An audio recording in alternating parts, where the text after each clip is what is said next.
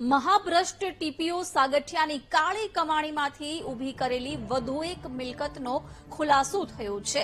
રાજકોટના 130 foot ring road પરના twins સ્ટારમાં સાગઠિયાની ઓફિસ હોવાનો ઘટસ્ફોટ થયો છે। સાગઠિયાએ ભાઈના નામે ઓફિસ ખરીદી પાવર ઓફ એટર્ની પોતાના નામે કરી છે। મહાનગરપાલિકાની નોટિસ છતાં ઓફિસ ખોલી નાખવામાં આવતા અનેક સવાલ ઉઠ્યા છે। ઓફિસનો દસ્તાવેજ 54 લાખ રૂપિયાનો હોવાની વિગતો પણ મળી છે। આરોપી મનસુખ સાગઠિયા સંબંધીઓના નામે મિલકત ખરીદતો હતો, અન્યના નામે મિલકત ખરીદી પાવર ઓફ એટર્ની પોતાના નામે કરાવી લેતો હતો।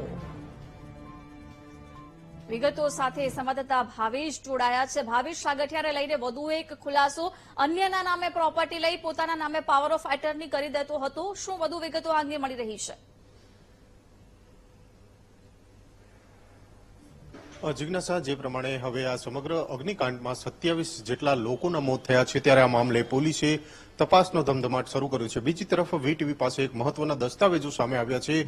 જે દસ્તાવેજો છે તે જે આરોપી છે એમડી સાગઠિયા, તેમના ભાઈના નામે આ ઓફિસ છે, ટ્વિન સ્ટારમાં આ ઓફિસ છે, 9મા માળે 901 નામની આ ઓફિસ છે અને અંદાજિત 54 લાખ રૂપિયાની આ ઓફિસ છે, જેનો દસ્તાવેજ છે તે એમડી સાગઠિયાના ભાઈના નામનો છે। જ્યારે એમડી સાગઠિયાએ તેમની પાસેથી પાવર ઓફ એન્ટર્ની કરાવી છે, એટલે કે આ ઓફિસ જો તેમને વેચવી હોય તો એમડી સાગઠિયાની મંજૂરી લેવી પડે અને ત્યારબાદ તેઓ વેચી શકે। આ પ્રમાણેની એક ઓફિસ બહાર આવી છે। અલગ અલગ જે મિલકતની વાત કરવામાં આવે તો અત્યાર સુધીમાં 3 જેટલા પેટ્રોલ પંપ છે તે પણ સાગઠિયાના અને તેમના ભાગીદારોના નામે જોવા મળ્યા છે। આ સાથે એક વિશાળ ફાર્મ હાઉસ છે, જ્યારે 5 થી 6 માળનો એક બંગલો છે અને હાલ બીજા એક બંગલાનું બાંધકામ પણ ચાલુ છે। આ તમામ મિલકતો છે તે એમડી સાગઠિયાના ભાગીદારો અથવા તો તેમના પરિવારજનોના નામે હોવાનું સામે આવી રહ્યું છે। જે પ્રમાણે જે હાલ તપાસ છે તે સતત થઈ રહી છે।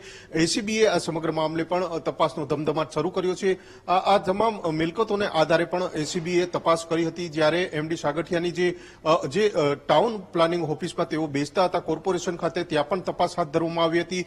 આ સાથે જ અલગ અલગ જગ્યાએ પણ એસીબી દ્વારા તપાસ હાથ ધરવામાં આવી છે, પરંતુ હજુ સુધી એસીબી દ્વારા સત્તાવાર રીતે કોઈ પણ વાતની જાહેરાત કરવામાં આવી નથી।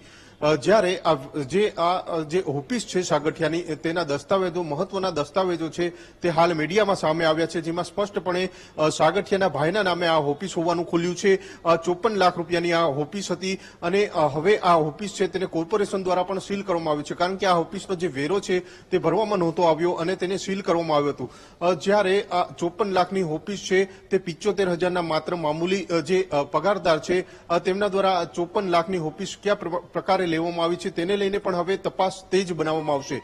અત્યાર સુધીમાં તો અલગ અલગ 9 જેટલા આરોપીઓની આ કેસમાં ધરપકડ કરવામાં આવી છે। હજુ પણ પોલીસ અને સીટ દ્વારા સમગ્ર મામલે તપાસ હાથ ધરવામાં આવી રહી છે। અલગ અલગ આરોપીઓના નિવેદન પણ નોંધવામાં આવી રહ્યા છે, જ્યારે જેટલા પણ આરોપીઓ ઝડપાયા છે તે તમામ આરોપીઓ રિમાન્ડ ઉપર છે અને પોલીસ દ્વારા સતત તેમના નિવેદન છે તે લેવામાં આવી રહ્યા છે। જી જિજ્ઞાસા। બિલકુલ।